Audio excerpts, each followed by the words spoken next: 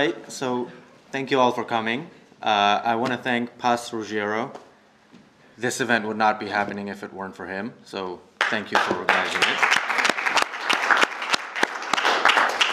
My name is Razi Ginsburg. I run the Ayn Rand Center. We work to promote Ayn Rand's ideas in the UK. We run events across the country. We have a monthly Cambridge Ayn Rand meetup, which I hope you'll join us at. We have a discussion group that runs once a month, and we plan to do more of these big events. We only launched in Cambridge last month, so we have big plans, so hopefully you'll join us. Our first speaker tonight is Dr. Andrew Bernstein. He is a scholar of Ayn Rand. He's a professor in a university in New York, and he is the author of several books, including The Capitalist Manifesto and the recent novel A Dearth of Eagles, which you can get upstairs. And he contributed several essays to Why Britain, to a new textbook of Americanism, The Politics of Ayn Rand. So please join me in welcoming Dr. Andrew Bernstein. Razi. Thanks. By the way, I think we should thank Razi Ginsburg. He's the guy who he's the guy who put together this whole tour. He's been running us. By the way, can everybody hear me? Yes. Yeah. He's been running us ragged since we got here on Sunday. You know, doing gigs in London, Liverpool, Sheffield. I don't even remember every place we've been. Anyhow, textbook of Americanism. What does that even mean? I mean, Ayn Rand, of course. You guys are familiar with who Ayn Rand was. You know, she was from Russia. Real name was Alyssa Rosenbaum. She was born in 1905, so she grew up under the Tsar, was educated under the Soviets, escaped from the Soviet Union in 1926 at the age of 21, came to the country whose original founding principle she loved, the United States, and pointed out that whatever's special about the United States, it can be reduced to one reason and one word, and that is individualism, or two words, individual rights. And this is when we talk about a textbook of Americanism, this is what we mean, is the principle of individual rights. Now, to put this very simply, the principle, of course, originates here, on this side of the pond, in Britain. In the 17th century, you see the idea growing in British culture that, you know, that individual human beings, including commoners, or at least way it first starts out is limited to white males, but still, that some human beings, not just aristocrats, have certain inalienable rights, or certain rights, you know, by virtue of being human beings. And this burgeoning idea is codified, of course, by the great philosopher John Locke in the Second Treatise of Civil Government, where Locke argues that individuals have an unalienable right, as he puts it, to life, liberty, and property. An unalienable, or as paraphrased 80 or 90 years later by Thomas Jefferson in the Declaration of Independence, inalienable right to life, liberty, and the pursuit of happiness, as Jefferson said. Inalienable, unalienable, what do these words mean?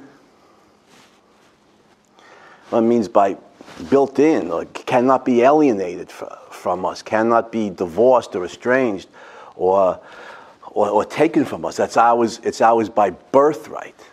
Our rights are violated constantly. In fact, I'll give you an example.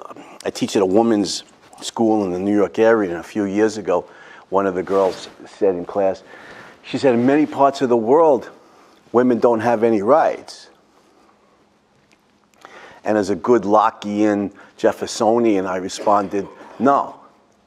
Women have rights all over the world. They have rights simply by virtue of being human beings.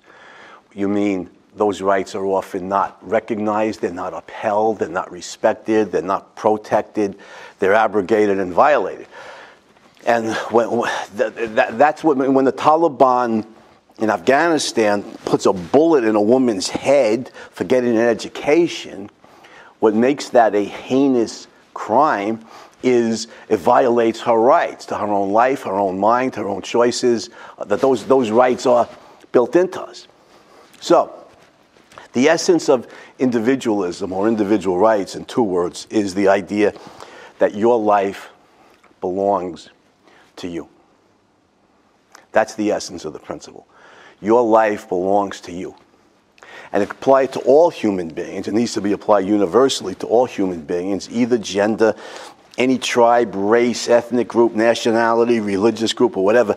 Every human being has the inalienable right to his or her own life. That's the essence of individualism, that your life does not belong to the state, it does not belong to the church, it does not belong to the family, it belongs to you.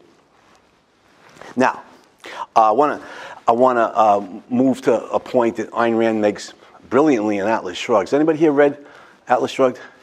All right. Well, you know, Gesundheit.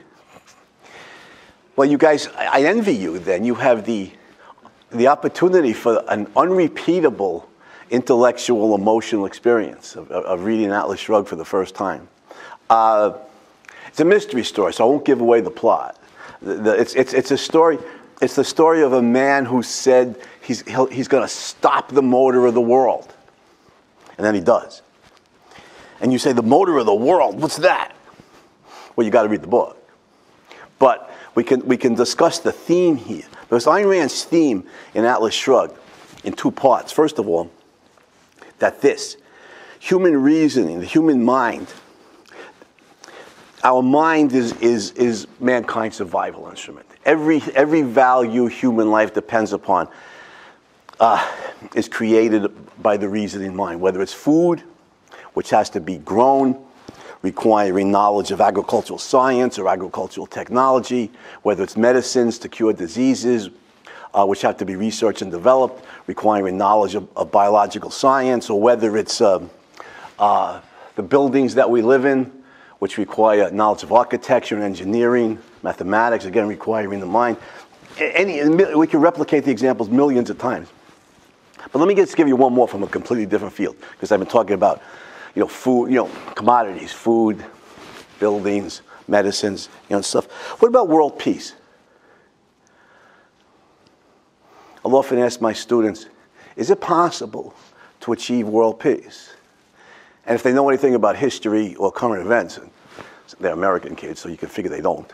But it's just not funny. It's not funny. But there are exceptions. There are some 18 to 22-year-old college students who are very alert and are aware of what goes on in the world. But if you study history and current events, it's endless warfare. It's like depressing. There's wars and slavery and persecutions and a genocide and endless rape and murder and assault of every possible kind. And so it certainly looks like the answer would be no. And my students are usually pretty pessimistic about it. They usually say no. And I ask them, well, why not? It's a philosophy class. Why not? It's philosophize.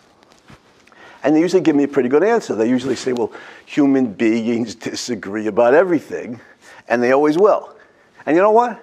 That's probably true. You know what they say about the things not to discuss at a family gathering or a party, right?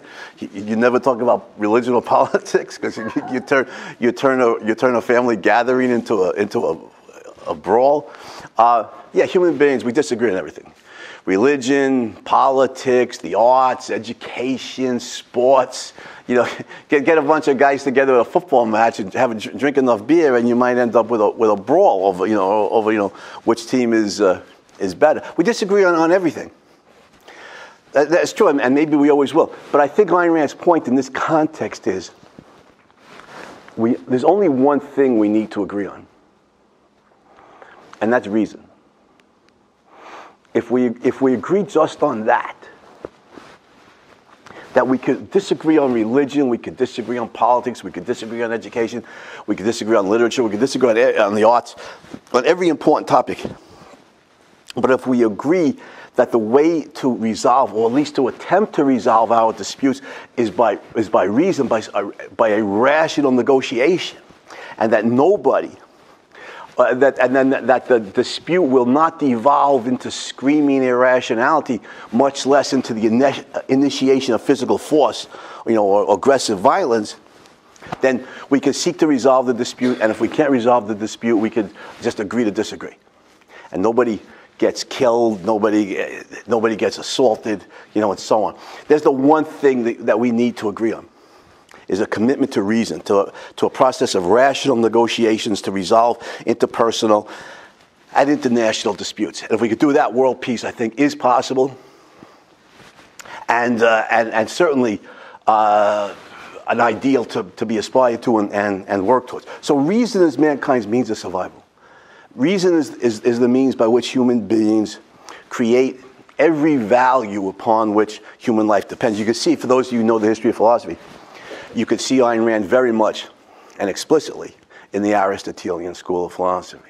Aristotle had pointed out that human beings, Aristotle, one of the great biologists of history as well as probably the greatest philosopher of history, Aristotle pointed out that we're a certain kind of animal, lions and tigers and bears, oh my, we're a certain kind of animal, and that what fundamentally distinguishes us from those other animals is this, from our rational faculty.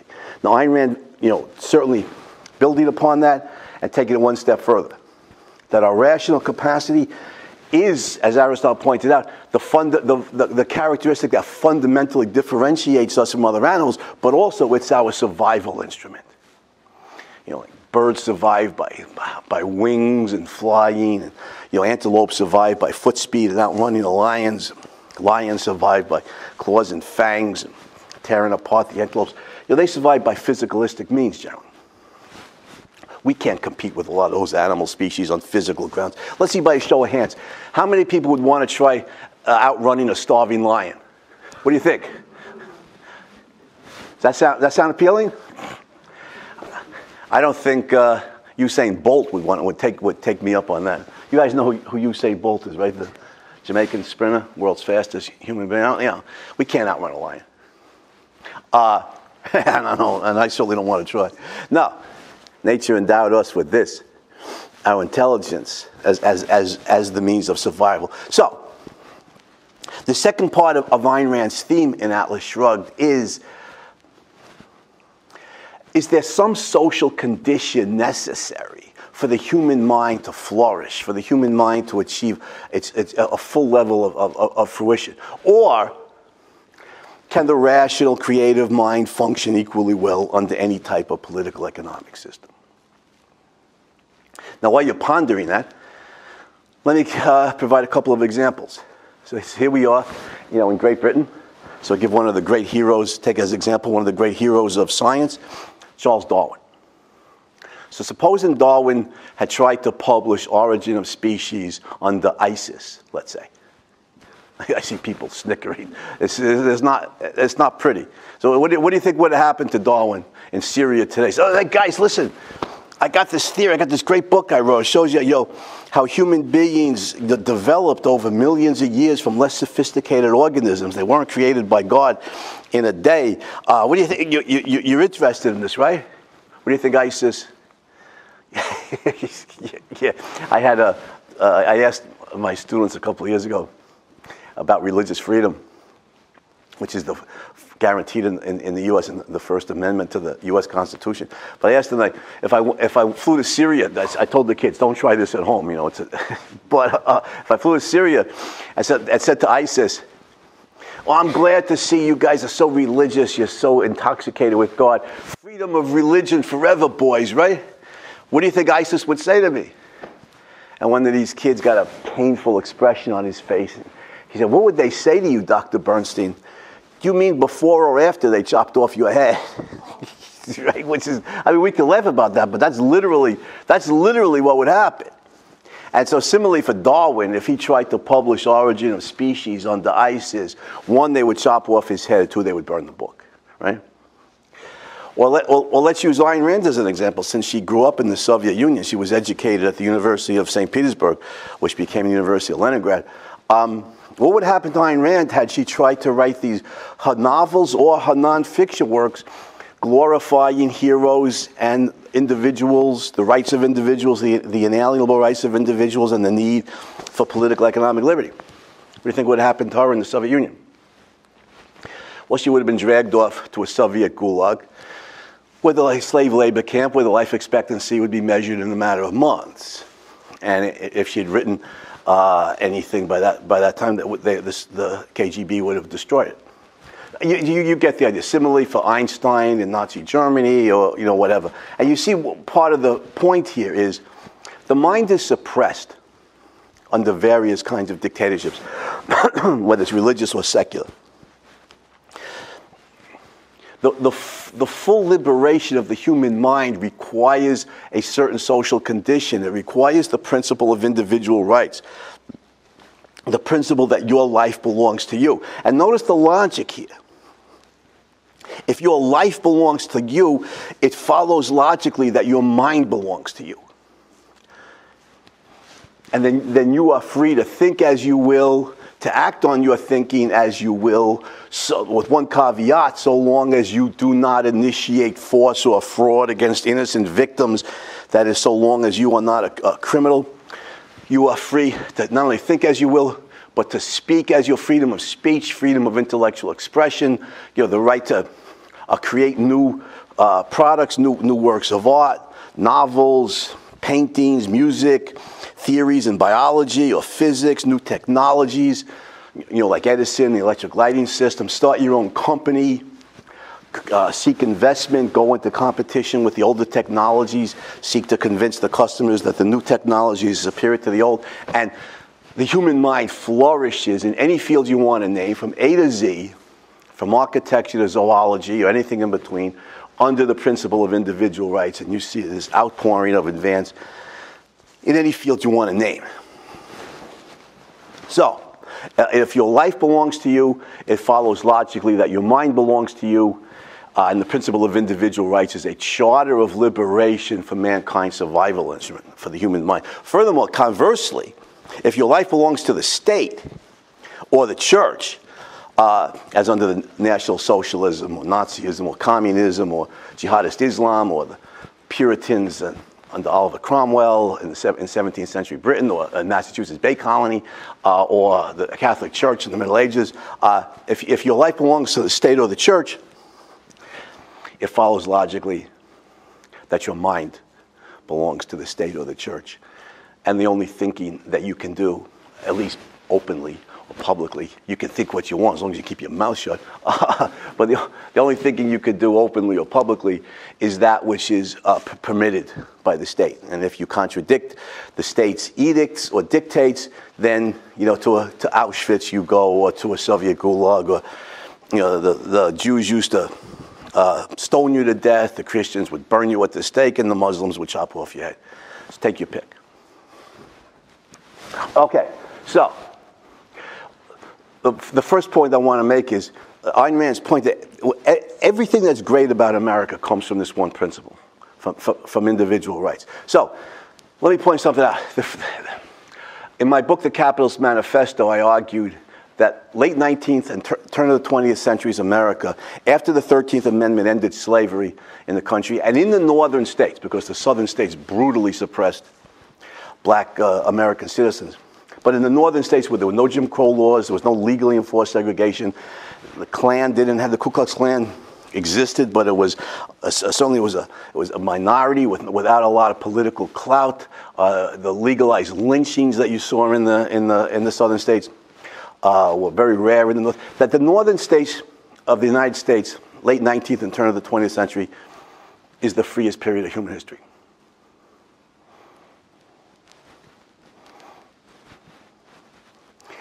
Where the government protects honest people from criminals, and the U.S. Constitution and the Bill of Rights protected honest people from the government.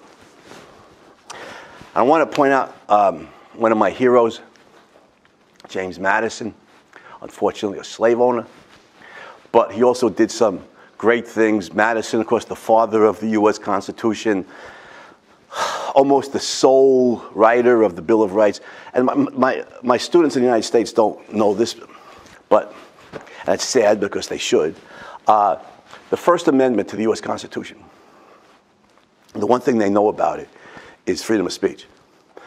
And I think that's an outstanding aspect in American political culture is that freedom of speech is constitutionally guaranteed and is fiercely defended, including by me. We'll defend that to the death, and that's one thing the UK could certainly use. But the first clause to the First Amendment to the US Constitution is not about freedom of speech. The first clause reads, quote, Congress shall make no laws respecting an establishment of religion, comma, or restricting the free exercise thereof, period, unquote. The first clause to the First Amendment guarantees freedom of religion. Well, you think that was revolutionary in 1790? It's revolutionary today in large parts of the world. Remember, Madison and the American founders were descendants largely of Englishmen who had fled the old world seeking religious freedom. And you know, it's funny, it's so ironic with the Puritans in the Massachusetts Bay Colony because they were fleeing persecution under the Anglicans. They were vastly more suppressive to other denominations than the Anglicans ever were to them. You know, the Church of England, and I kind of like Henry VIII, you know, I'm kind of a fan, although he might have chopped off a few too many heads. He's a little brutal in dealing with the Catholics. But it's funny, what did Churchill say? That history is written by the victors, right? But, you know, his daughter, Mary Tudor, who was a Catholic, became known as Bloody Mary because she killed a few Protestants and trying to, you know, bring Catholicism back. Her father killed far more Catholics than she ever killed Protestants. But he never became known as Bloody Henry, did he? The Protestants won the struggle. History is written by the victors. But anyway, my point is, the Anglican Church is not particularly suppressive by the standards of religious suppression. But still, if you were not a member of the Church of England in Great Britain at that time, you know, you certainly didn't have the kind of opportunities that were open to the Anglicans. But anyway, the American founders, you know, fleeing from not only religious persecution, but the religious warfare following the Reformation that tore apart the European continent, the Protestant Catholic wars of the 16th and 17th century. And you see how important this is to Madison and to the American founders. There will not be an official state-backed, state-sponsored, state-mandated religion in this country that the government can use the police power of the state to ram down your throat. You know what the American founders really did? They privatized religion. They made religion a matter of personal conscience. It's a matter of freedom of choice. And you know, freedom of religion includes the right to be non-religious, just as freedom of speech includes the right to remain silent, and so on. And you see the principle of individual rights as you know, in these important examples, as the governing principle in the country. Now, I said late 19th century America. The American historians refer to it as the Gilded. Take a borrowing a phrase from Mark Twain. They refer to it as the Gilded Age, as if, you know, the defining essence of late 19th century America and the rise of American capitalism was corruption. There's a technical term for that in the field of philosophy. It's called bullshit. Corruption's pandemic. It's all over the world. It's not distinctive to America. In fact, it was less so. No, what's distinctive to late 19th century America is the innovativeness, the inventiveness. You know, they called Germany the land of poets and philosophers, which I think is accurate. Well, the United States is should be the land of known as the land of inventors and innovators. Notice the outpouring, especially in applied science and technology in this period. There's Edison and the electric lighting system. There's Bell, you know, the Scottish immigrant and the telephone. There's the Wright brothers and aviation. The creation of the distinctively American contribution to architecture, the skyscraper, and so on. Now, we could go on and on with technology, but I want to give other examples. But remember something. The Wright brothers fly at Kitty Hawk, North Carolina in December 1903. That's the first manned, powered, heavier-than-air flight in human history. 66 years later, July 20th, 1969, this is going to be the 50th anniversary. Anybody know that date, July 20th, 1969? That's my own name. Yeah, it's Apollo 11 lands, and Neil Armstrong utters the immortal words, "The eagle has landed," as Apollo 11 lands. 66 years from Kitty Hawk to the moon. This used to be a great country, man. It's okay, Jonathan. Trump's going to make it great again, right? That's a joke. No, but I don't want to limit. Yeah, the United States is well known for the advances in applied science, technology, and industrialization. But Ayn Rand's point is much broader than that. You liberate the human mind in every field, literature. And we're in a country here that has probably the greatest body of national literature in history. The United States in the 19th century was a very young country with a small population, but look at the body of literature. Nathaniel Hawthorne, Edgar Allan Poe, Ralph Waldo Emerson, Henry David Thoreau, Walt Whitman, Herman Melville, Mark Twain, and continuing into the 20th century with such great novelists as William Faulkner, Ernest Hemingway, F. Scott Fitzgerald, and I would argue the still underappreciated Russian immigrant, Alyssa Rosenbaum, better known as Ayn Rand, who in my judgment wrote the two greatest novels in world literature, The Fountainhead and Atlas Shrugged, and I will stand by that assessment till the day I die. Psychology, clinical psychology, founded by Freud in Vienna, but cognitive psychology founded by William James at Harvard in the 1880s, film industry, early 20th century America, publishing industry, mass publishing, early 20th century America, music industry, so on, television, so on and so forth. You would think, are the Americans smarter than anybody else? No. If you're taught in the American universities, you might come to an exact opposite conclusion. No, it's the principle of individual rights that liberated the best members of American society, those who choose to use their minds. Okay, to create all these advances. Individualism is the essence of everything great about America. Everything bad in America, briefly, comes from collectivism. Racism, which is a form of collectivism. Slavery, Jim Crow laws, lynchings, and so on. All driven by racism. And you see the contradiction in the American founding. The principle of individualism and individual rights versus racial collectivism. And the idea, racism in any form tells us you are what you are, not by virtue of the thinking you do and the choices you make, but by your racial inheritance, by your genetic inheritance. You are what you are by virtue of the ethnic group that you're born into. It's the exact opposite of individualism, which says every individual is unique and unrepeatable. That's the essence of individualism. Every individual is unique and unrepeatable, and you are who and what you are by virtue of the choices you make. Ayn Rand's great line in Atlas Shrugged, man is a being of self-made soul. It's a beautiful line. Man is a being of self-made soul, meaning self-made character. The most important thing about any of us, either gender or any race, we are what we are by virtue of the choices that we make. And so you see the contradiction between individualism and racial collectivism in American culture that's gone on for a long time. So I got to wrap this up. Notice what's great about America is distinctive to Anglo-American culture, the principle of individual rights. What's horrific in America is something that it shares with every other goddamn place on earth, racism in one form or another, right? Let's get a few examples. Anybody here Irish? Look, I'm a great admirer of British culture and all the great things the Brits have done. But Britain's conquest of Ireland was not their shining hour, was it?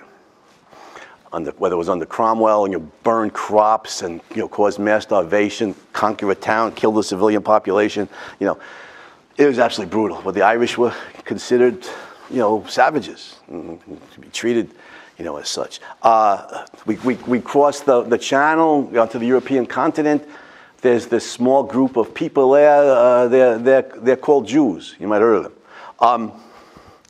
They're brutally persecuted. The Jews have been to Europe for almost 2,000 years, as what blacks have been, to America. Brutally persecuted group under various Christian denominations, culminating, of course, in the Holocaust. And speaking of blacks, much worse in Brazil than it ever was in the United States, and under apartheid in South Africa. What about the Armenian genocide in the Ottoman Empire, 1915? At least 1 million Armenian civilians obliterated as a matter of explicit, overt governmental policy on the part of the Ottoman Turks. And to this day, 104 years later, the Turkish regime still denies culpability. The Rwandan genocide. The UN said 800,000 Tutsis killed by Hutus. The Rwandan government revised that to 930-something thousand. It just goes on. Racism in its different iterations is a universal phenomenon, including in the United States. But the principle of individual rights is universally applied. That is the antidote. That is the solution. And notice, I'll wrap this up right now. The so-called civil rights movement in the United States, which is really, a long time ago, Confucius said, the beginning of wisdom is to call things by their right names. The so-called civil rights movement, in actuality, is the individual rights movement for black Americans or for non-white Americans, and long overdue. And notice the tremendous progress made. You can read Stephen Thurnstrom's book, American Black and White. He's a professor at Harvard, and the data showing the rise of an educated, affluent black middle class in the United States. Small examples. The hoopla for Barack Obama's candidacy in 2008. I've never seen anything like it in my lifetime. There's never been a candidate as wildly popular as Obama was in 2008. Well, just, Clarence Thomas on the Supreme Court, Condoleezza Rice as Secretary of State, Colin Powell as head of the Joint Chiefs of Staff. You see the tremendous progress the United States has made in this regard. And the reason for that is it has a heritage of individualism and individual rights that lays the foundation for respecting the rights of black Americans. It's contradicted by racism. Why do you think, if we go to Sudan, where there's hundreds of thousands of black slaves right now, or we go to North Korea, where almost the entire society is enslaved, including little kids, that human rights movements have made zero progress in those cultures because there is no heritage of individual rights upon which that they can build. There's no idea, there's no principle that individuals have the right to their own life. In the United States, there is. And consequently, the civil rights movement was able to build on that. So we need, if we're going to put it into racism and slavery and all of these horrors, and I didn't even mention the communist version. I've been dealing with the National Socialist or Nazi version of collectivism. That we're made what we are by our race, and we fight race war. The communist version, of course, is you're born into an economic class. We're made what we are by the economic class we're born into, when we fight unremitting class war, and by conservative estimate, based on that version of collectivism, the communists murdered 100 million people, Soviet Union, China, Cambodia. But anyhow, individualism and individual rights, this is the solution to racism and race war of the Nazis, the class war of the communists, and any theory that says you are what you are simply by virtue of being born into some group, rather than the truth that you are what you are as a human being by virtue of the choices you make. Remember, there's one race and only one race, the human race. Thank you.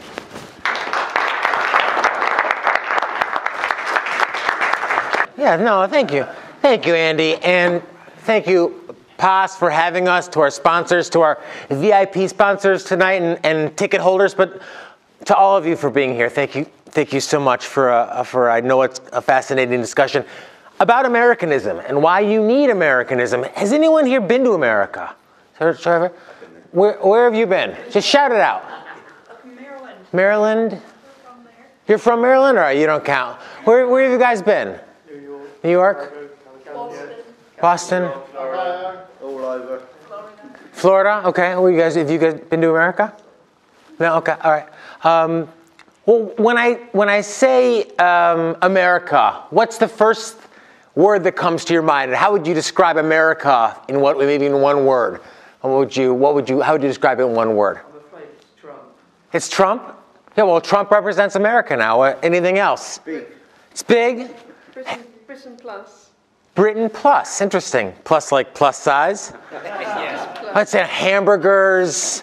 America's kind of gods and guns. Is that kind of a thing too? No? Okay. It's McDonald's. So, I'm coming here to make a pretty ballsy proposition, I think, to say, you need Americanism, and it comes at a pretty crazy time in Britain's history. You've got MPs quitting. Every day I'm here, you have more people quitting government. Do you want me to stay or should I go? I don't know. It's why England needs Americanism.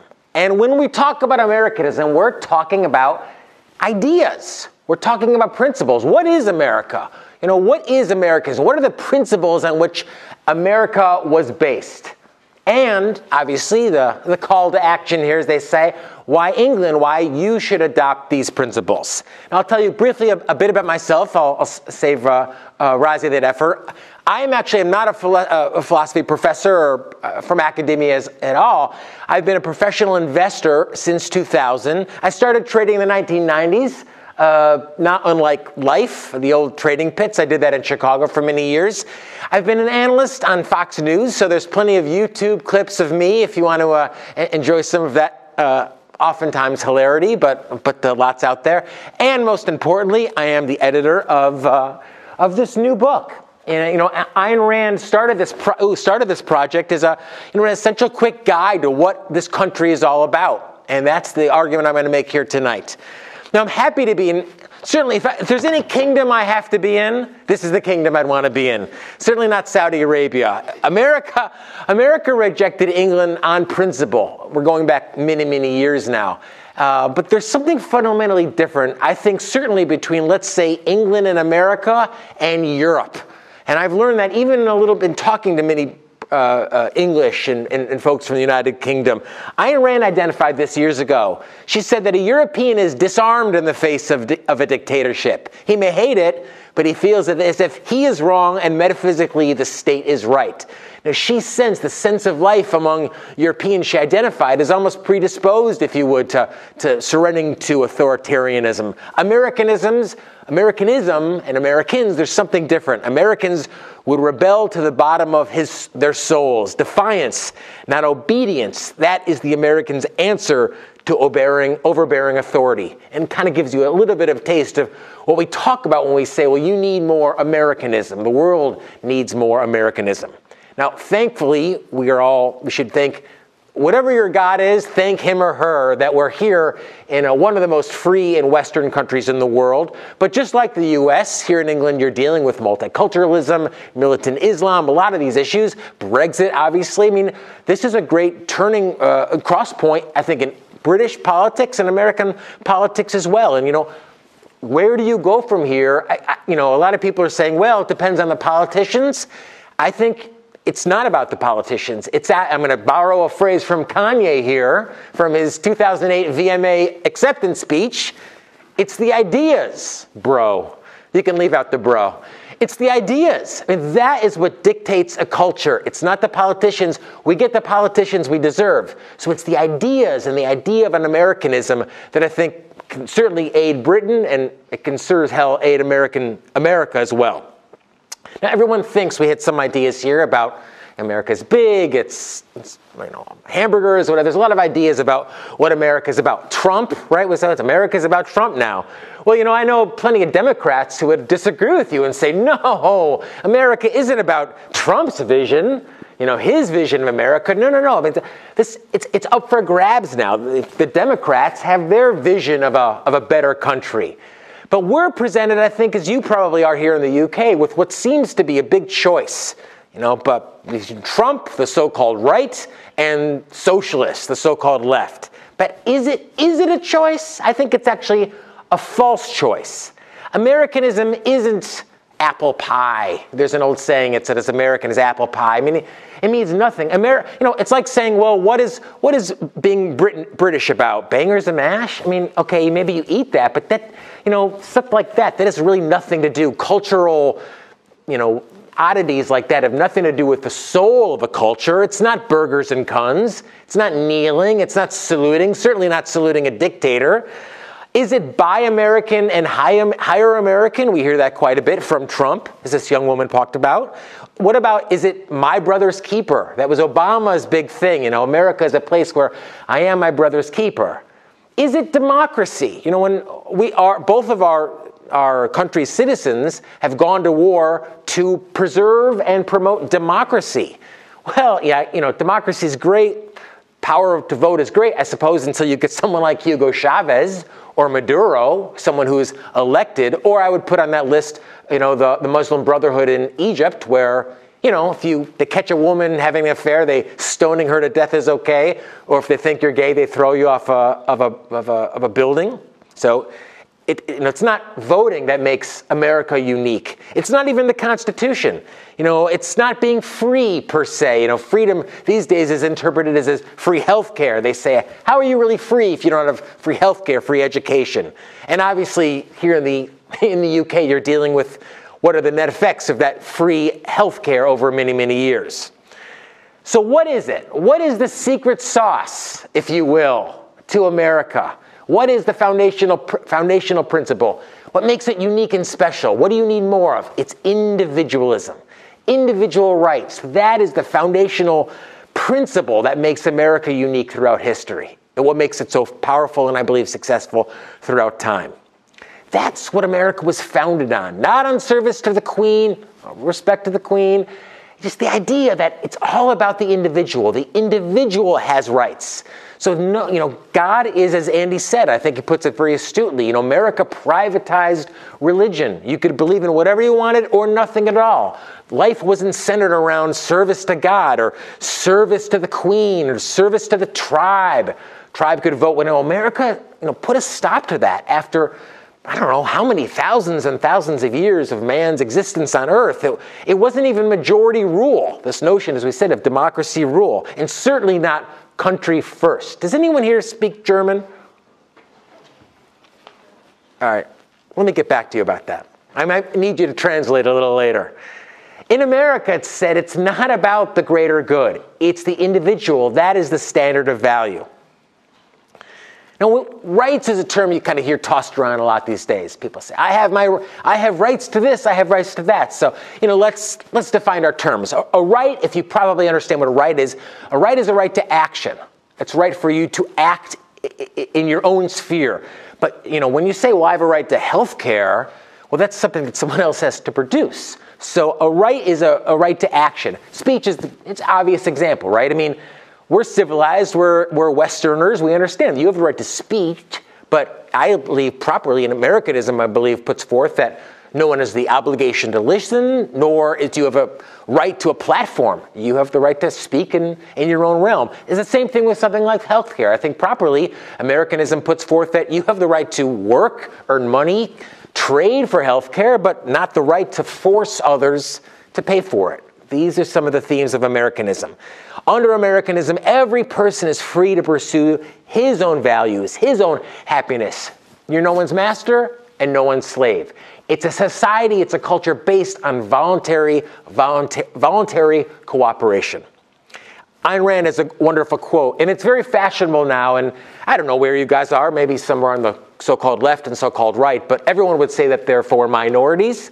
There's only one minority that matters, the smallest minority, and Rand identified it in this wonderful... I had these matches made up when they started banning smoking in pubs. I believe that a pub belongs to its owner, and she decides who comes into it. They ended up banning smoking anyway, but Rand, I think, makes the point very astutely that if you deny individual rights, you cannot claim to be the protector of any minority. So when we talk about Americanism, we're talking about life, liberty, and the pursuit of happiness. Individual rights held by all men individually, and your happiness.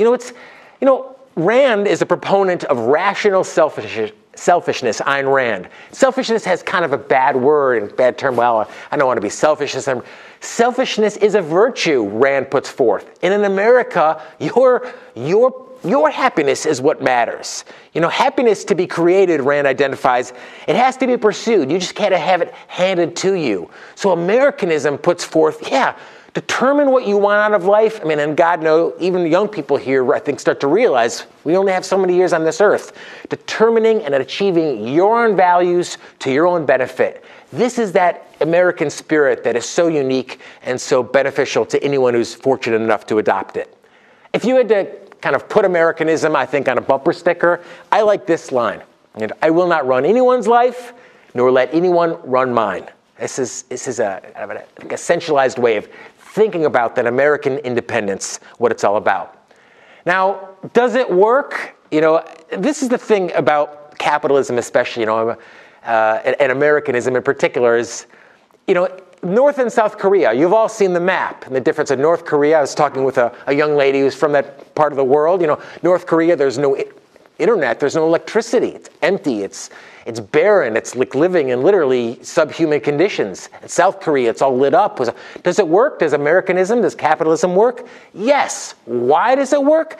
Well, because all of a sudden under America, it wasn't about your last name or what side of the tracks you were from, or, you know, who your dad was, or even if you came from wealth.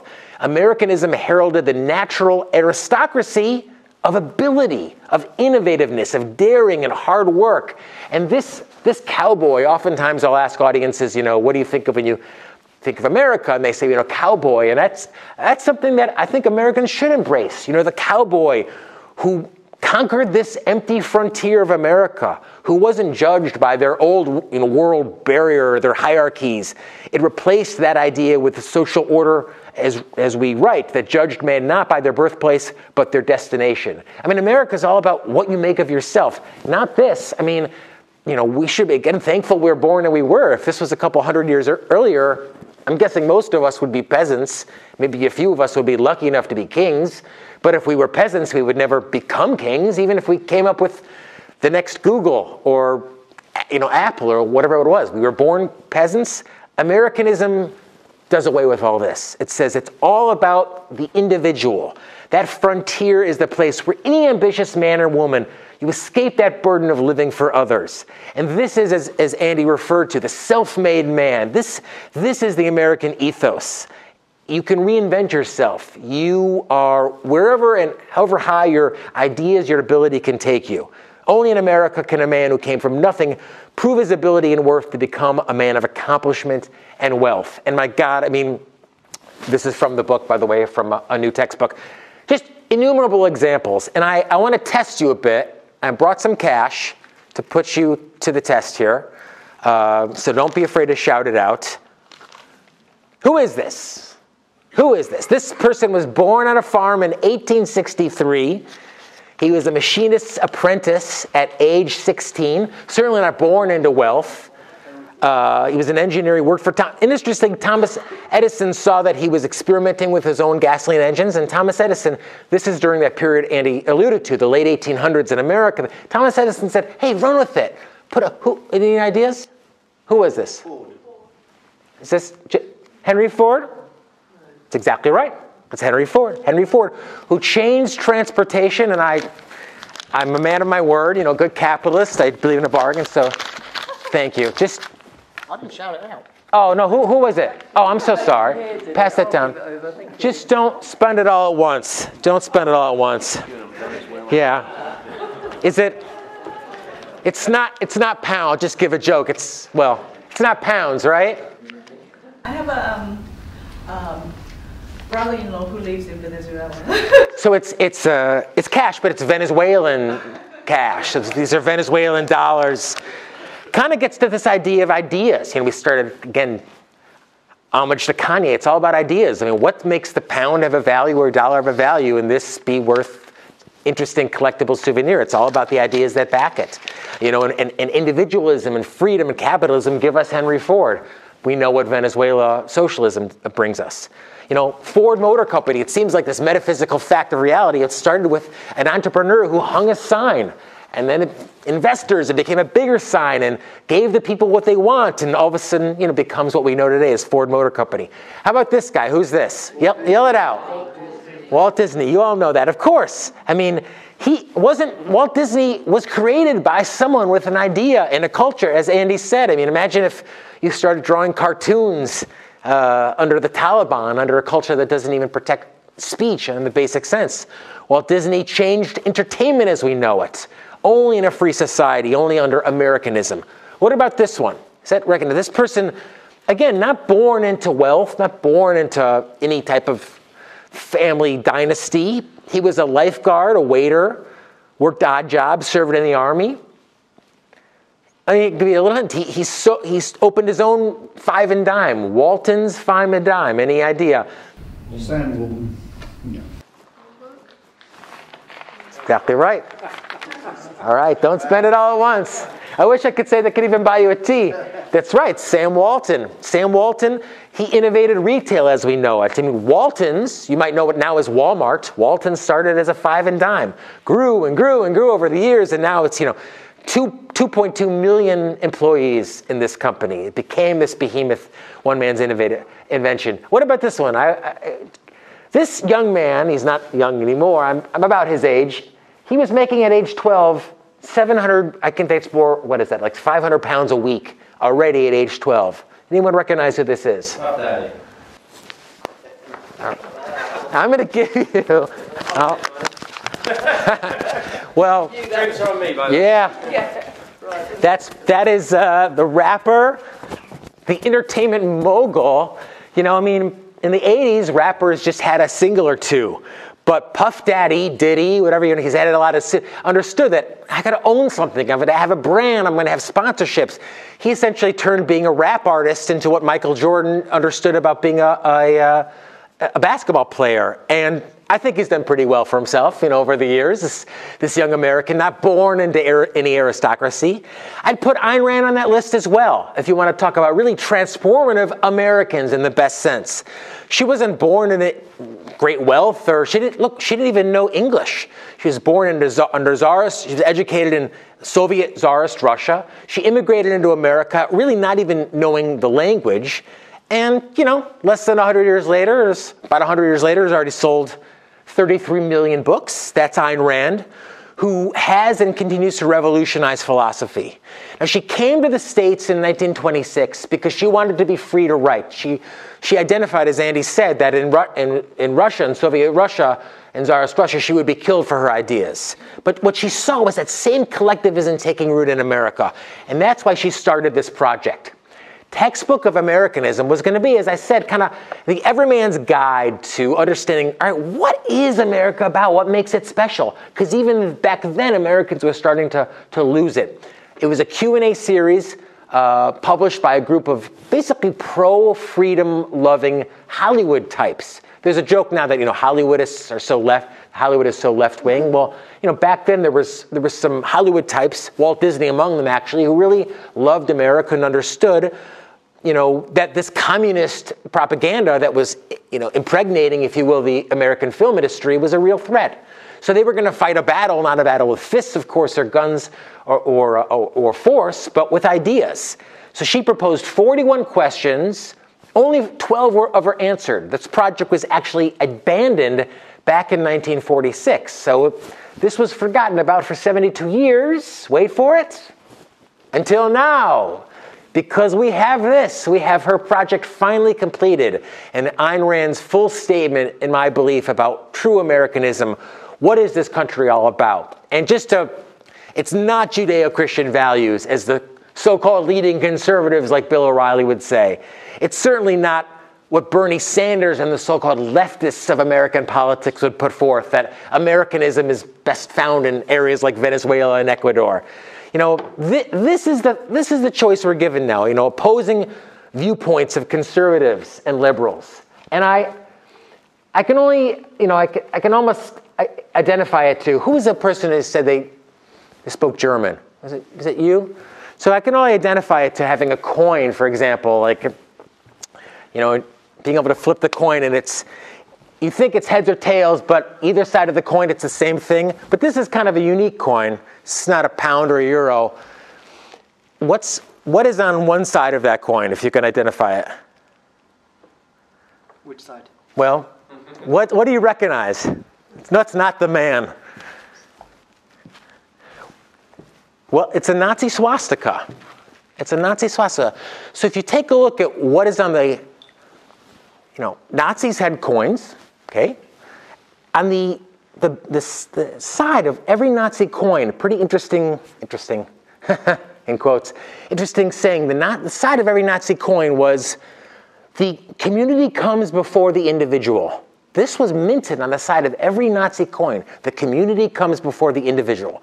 That's how integrated this idea of collectivism was to Nazi society. And that, I think, is exactly what the choice here is. It's flipping a Nazi coin. There is no, when the answer is collectivism, we are both, we're lambs in the slaughterhouse. Both, certainly in America, both perspectives embrace that same collectivism. Neither reflect in America today. There's very few voices for true individualism, true Americanism. So this idea of what this country stands for, I even think what Western civilization here in Britain as well, basic ideas like freedom of speech, it's up for grabs now more than ever. So we have the answers. We have the answers. And I'm going to touch on just a few of the basic ideas, starting with where Rand started the book. We've actually talked about politics now here for over an hour. We haven't talked about tax rates. We haven't talked about, particular wealth schemes or healthcare schemes or immigration policies, because it starts with these basic fundamentals that Rand identifies. The basic issue is between two principles, individualism and collectivism. Individualism says that man exists for his own right, by his own right, for his own sake. Collectivism, just the opposite. Collectivism says that man has no rights, his whole life, his whole body, it's all about the group. It's all about the greater good. Some examples, current and historical, of collectivism, right? Just think of the coin we identified, or what was on the side of every Nazi coin. The community comes before the individual. That is collectivism writ large. It's also the same as, Obama's I am my brother's keeper, or even Trump's country first. It's all collectivism. America is the antithesis to that. And I would put Britain, although I don't know as much on it, but America is really, as Andy said, identified individualism, individual rights, as that basic issue which defines it to the core. Properly understood, you want more Americanism, you want more individualism in your politics. And you need to adopt it, I think, if you're going to thrive. My gosh, America needs to adopt it if we're going to thrive. Is the power of society limited or unlimited? Individualism says it's limited. Thankfully, it's limited. Collectivism answers, hey, anything goes. As long as we can get the votes, anything goes. We want this as a right, that is a right. Vote into office. That is collectivism writ large. The Declaration of Independence is a great example of individualism. And my gosh, as Andy said, history is littered with all the others. And they all end with bloodshed. And we see it, south of the American border right in front of our eyes. I want to make mention of this idea of socialists because, as you said, you have out in the, self-proclaimed socialists here. And we have it even in America too now. There's a politician by the name of Octavio Ocasio-Cortez. Is that right? Alexandria. Not that hard, John. She's socialist. But even in America, the land of the free and home of the brave, the perception is, oh, well, she's moral. Rand said, don't consider her as, these socialists are so sincere. They're just deluded idealists. Because what you get is what we have now, a culture that says socialists are moral, and men like Jeff Bezos, economically powerful. He's a billionaire. He put all the mom and pops out of business. This is the hero. This is who we should be naming streets after and putting up statues to, men like Jeff Bezos. So don't consider socialists as sincere and deluded, and don't say that you're going to do good by force. Americanism is so special because the whole idea is getting rid of force. Andy talked about the importance of man's mind, reason as our only means of survival. Well, force is the antithesis of mind. You have two ways of dealing with people, convincing them or forcing them. So Americanism is the extraction of physical force from society. Both the robber, right, who rips you off, but government itself, who comes and persecutes you for anything, from being black or being successful. It doesn't matter. The government that doesn't respect your own right to live your own life it's the same thing, one way or the other. So Rand, as I said, she answered 12 questions. In the book, we answer the rest. And there's tremendous meat here. As we said, can you do good by force? No. It's life, liberty, and the pursuit of happiness. It's all about the achievement of your own values. That makes America special and radical in the history of mankind. The first time was a country that said, look, determine what you want out of life, go get it. And the founders understood that you need to achieve your own values on your own if they're to be of value. You can't fake self-esteem. I mean, it's why the welfare state, I believe probably NHS and I know the welfare state here as well, the welfare state in all its forms actually does tremendous harm to every individual. It destroys their self-esteem. It hurts them in the short term, and I think in the long term as well. I have some essays in the book about property rights. It's very fashionable now to look at a billionaire and say, oh, wealth inequality. Jeff Bezos has billions. Steve Jobs has zillions, and other people have zero. So we need to make it more equal. Well, that's a very profoundly un-American idea. We should be applauding and celebrating these billionaires. But we see this anti-American, we see this collectivist fervor building. Again, politicians like Elizabeth Warren. I mean, making billionaires illegal? I don't want to be hyperbolic, but, well, I mean, how far is that away from literally getting the pitchforks? We want to abolish billionaires. It's like saying I want to abolish the productive individuals who improve my life. I mean, Bill Gates is a billionaire. Thank God he's earned that money, that economic power he's created, and thank God he has. He's improved all of our lives unimaginably. But the founders understood that. When you're talking about a right to your life, it's also your property. It's an acquirement of life. Just as man can't exist without his body, no rights can exist without the right to translate one's ideas into reality. And look, if you work, you earn 100 pounds, but you don't keep that. 90% of it goes to taxes. 50% of it goes to taxes. How free really are you? I mean, a man who works and doesn't keep what he earns I don't think slavery is hyperbolic in the sense to use that. If you work and don't keep what you earn, you're really a slave. Andy has some wonderful work in the book, and as you heard, Andy is very efficacious with his words. Is dictatorship efficient? Yes, they're efficient at mass murder, and they are. And we see that everywhere around the world in which dictatorship has existed to the extent that it existed. Being a billionaire, Rand has a wonderful comment where she says that America was the place that invented the phrase to make money. Because historically, throughout time, wealth was always commandeered. It was always about what class you were, what social strata you were friends with someone, you had that inside. But under capitalism, under Americanisms, fortunes are made by rational, creative minds. These are just a few of them we identified. And they're still made. I mean, that's why inventors around the world, when they want to come and they have an idea, they want to come public, they want to start a company. That's why America still thrives in that sense and why fortunes are still made every day. Now, racism, to me, it's shocking that it's identified with America at all. Yes, America's founding documents harbored this internal contradiction of legalized slavery. But put yourself back in the context of 1776. And the Declaration, as Andy identified, this was the revolutionary document that planted that seed of understanding that, yes, it is individual. I mean, it really is philosophically you would say it's an epistemological error, because you'd look at a black guy and say, well, they're not a person. Well, that error of epistemology thankfully began to be remedied with the Declaration and saying, yes, every man, in the big sense, every human being has those same inalienable rights. And America ultimately led, and the Civil War thankfully led to slavery's eradication and the establishment of capitalism, real capitalism, colorblind capitalism.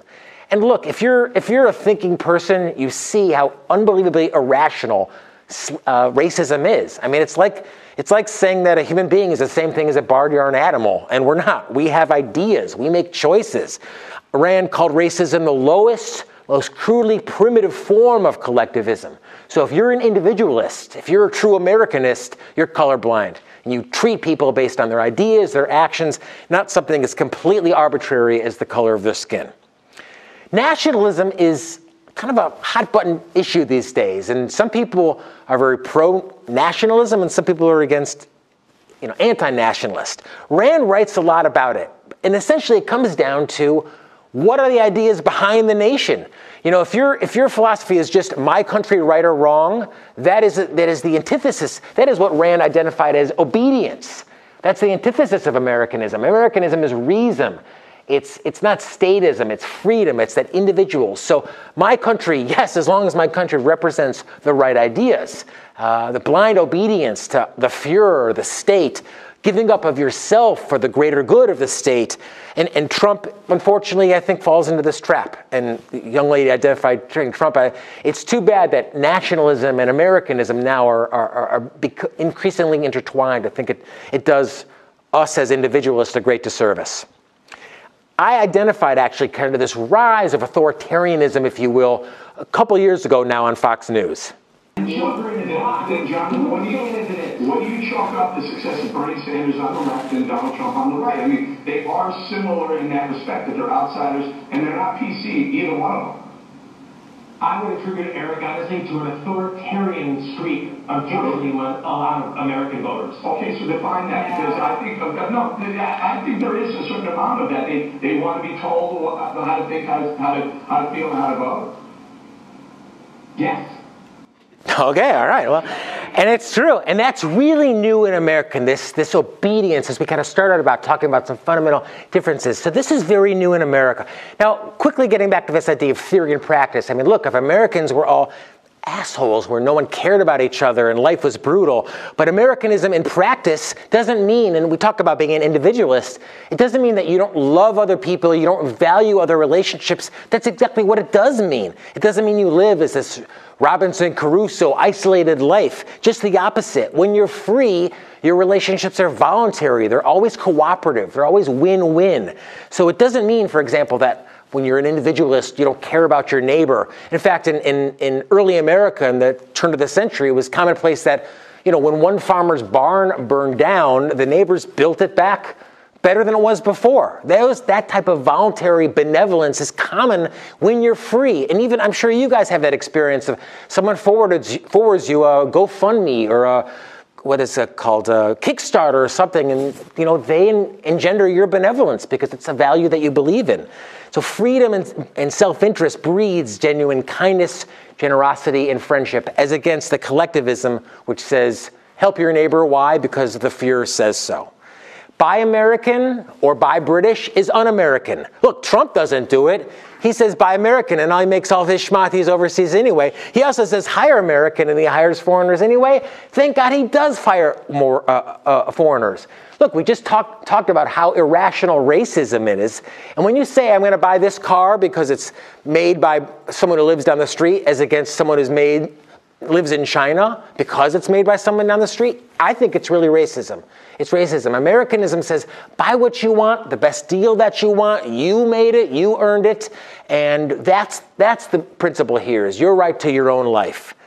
And quickly, finally, I mean, a foreign policy, people think oftentimes when they learn about objectivism, they even learn about free markets as an idea, they think it means no government. We should be thankful for our government. I met some folks here who have served in the military, and I thank our own servicemen in the States, and I thank your servicemen as well. I mean, that is the proper role of a government, right? It's a gun. Government is a gun.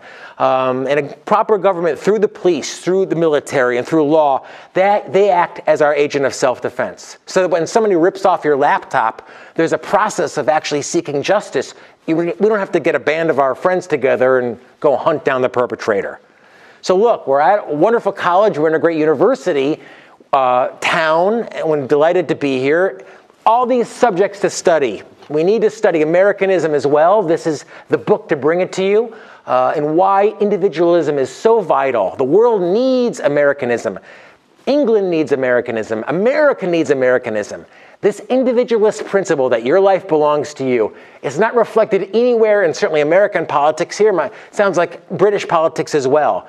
But we've seen innumerable examples tonight. If you want to thrive personally, professionally, and success in life in every way, only these ideas, only individualism, respect for each individual's life, the right to his life can achieve it. Rand called America the only moral country. You know, the socialists think they have a monopoly on morality. Well, you know, Rand understood that America is moral because it is individualist. Tom Snyder asked her in the 70s, you know, you love America, you know, don't you? You love this country. I love this country, don't you? Passion. Very, very much. And consciously. I love it for its ideas. And I've seen enough of the other side, so I can appreciate this country. You might even get emotional about this country, huh? Oh, yes. Why you want me to get emotional? Might even thank God for it. Huh? Yeah. I may not literally mean it, God, but I like what that expression means. Thank God, or God bless you. It means the highest possible to me. And I would certainly thank God for this country. I thank God for it as well. I hope you thank God for being born into a free country and whatever your God might be. And I thank you for being here and for being open to new ideas and willing to discuss them. And with that, we're happy to take your questions. So thanks again, one and all.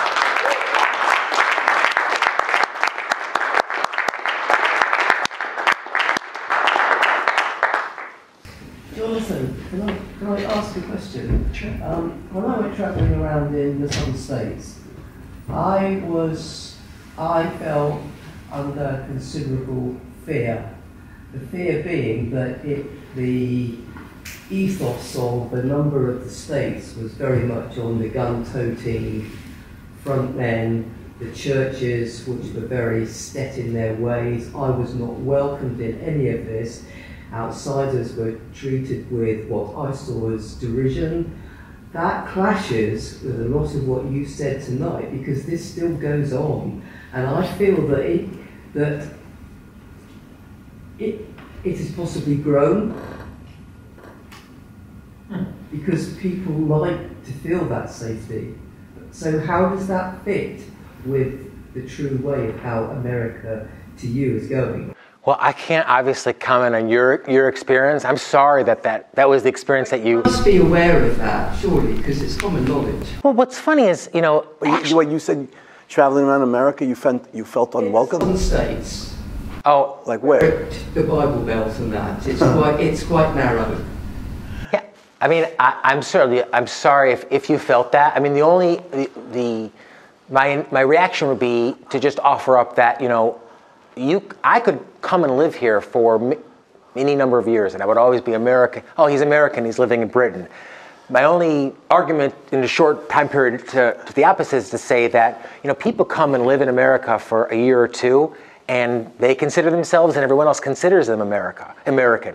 So I'm so sorry if you felt, in whatever context, unwelcome at all. But I do think America is tremendously welcoming of immigrants, despite a lot of what you're hearing about the wealth. Yes, but it's very, I just noticed it was a very strong feeling in that part of... Interesting. Well, I'm sorry. Come back. No. Come back, though. Please no. Oh, yeah. It's not changed. I haven't spent a lot of time in the Bible Belt. You're talking about like Alabama, Georgia, Arkansas. Yeah, so I can't really speak to that. But certainly it tend to be very narrow-minded, religious, mentality, Bible thumpers as they call them. But that's the first time, literally, I've ever heard anybody say they felt unwelcome in the United States. What I hear over and over and over again from both immigrants and foreign visitors is that Americans are by far the friendliest and most welcoming people they've ever met in their entire life anywhere in the world. I've heard that thousands of times from visitors and immigrants, and that's certainly been my experience. But as a small thank you, would you feel comfortable wearing this? Would you wear? I'm a capitalist, so I'd love to wear it. Would you wear? You are a capitalist? You would wear this shirt? Oh yeah, I would definitely. You'd wear this around it, but because I'm told that around here you have a target on your back. Is that true? All right, good. I don't mind. Thank you for being here. That's fine. Thank you very much indeed. It was Carol, right? Was it Carol or Caroline? Yes, Carol, yeah. Carol, come back to America, stay out of the Bible Belt. Well, I'm trying to go back. It's medieval. It's really a medieval place that's never really understood what the United States is really. Well, nominally, yeah. But seriously, there's such a thing as Southern hospitality, and I've seen that. There's a lot of people in the southern states, the so-called Bible Belt, who are very friendly, very warm, very welcoming. But there are some Bible thumpers who, if you don't agree with their specific religious views, they won't kill you like ISIS, but they might shun you. Yeah, that's true. Raz, you the master of ceremonies here, or what? Yeah, we're pretty much out of time for the Q&A. Can we do one more? Can we do one more question? Well, we have 30 minutes upstairs with alcohol and with the speakers. With alcohol. So, all right, well, yeah, all right. you can, you can grab the speakers for a one-on-one. Well, the girl, the